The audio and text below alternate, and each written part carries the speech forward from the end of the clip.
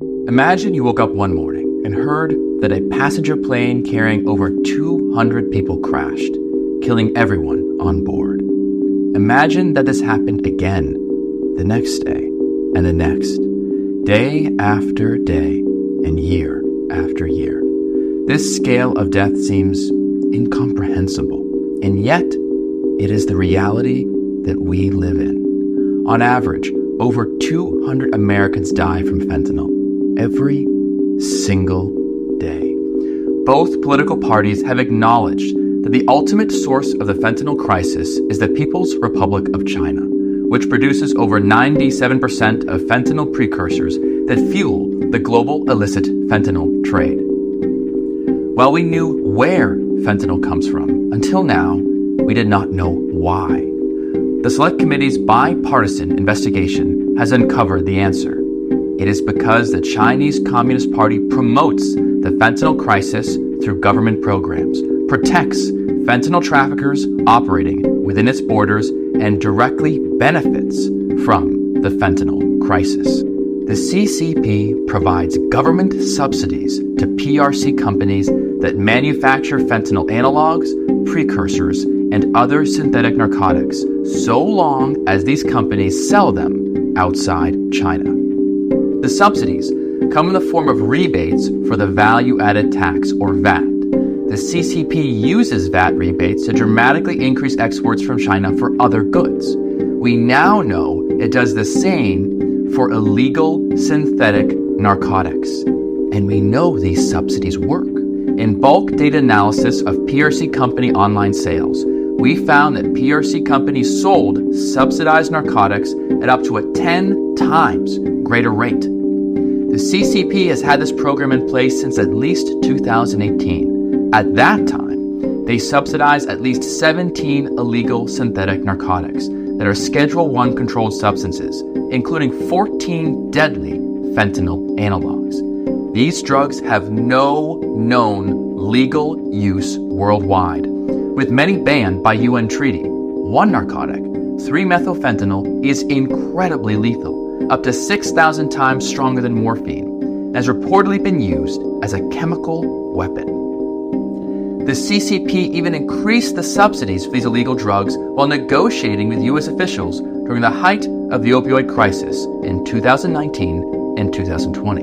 The CCP also attempted to hide this subsidy program. In 2019, when the book Fentanyl Inc. first reported on the potential existence of subsidies, the CCP scrubbed the internet of nearly any evidence of the program. The program, however, continued. The Select Committee found a PRC government website detailing the CCP's subsidies for the export of all fentanyl types, as well as other synthetic drugs with the maximum rebate. These drugs are illegal to produce in China, meaning that the CCP is currently sponsoring a criminal act under its own laws that subsidizes the death and addiction of Americans. In addition to the subsidies, the CCP offers generous grants and awards to some of the most notorious fentanyl precursor vendors in the world. PRC government entities, like a prison tied to human rights abuses, even own Chinese chemical companies that sell drugs killing Americans. Another PRC drug trafficking company boasted in internal documents that it is state-owned and tax-exempt. The CCP also protects fentanyl traffickers. Retired senior U.S. law enforcement officials told us of numerous instances where U.S. law enforcement provided evidence of PRC fentanyl trafficking to their Chinese counterparts, who, instead of helping, instead warned the drug traffickers of the U.S. investigation and took no action. In fact, the CCP allows rampant drug trafficking on its e-commerce and corporate websites, but only when these companies sell drugs abroad.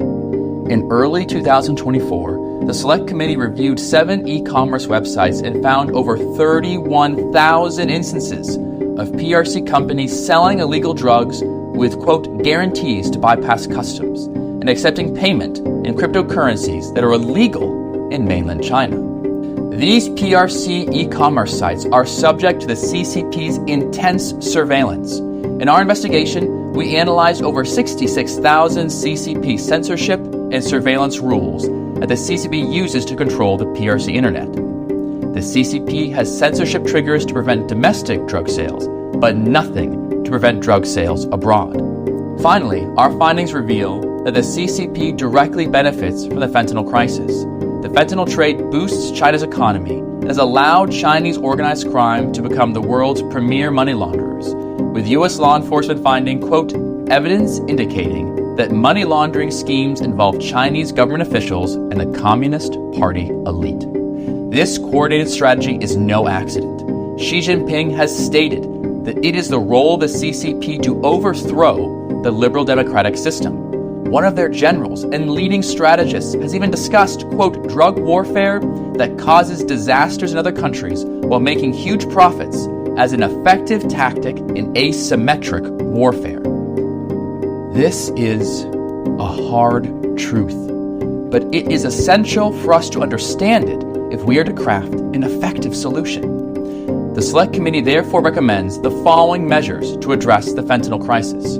First, we must exploit the illicit fentanyl trade's Achilles heel. Chinese companies, banks, and transshippers fueling this crisis also rely on legitimate commerce to be profitable, making them uniquely vulnerable to U.S. economic tools like sanctions. These companies, including Chinese banks and their CCP backers who enable the fentanyl crisis, must choose. They can be part of the global economic system or the illicit fentanyl trade, not both. We must also align all aspects of national power, combining our law enforcement, intelligence, economic, trade, and diplomatic authorities under a new and nimble counter-opioids joint task force that uses streamlined processes to target en masse the weak points in the fentanyl supply chain.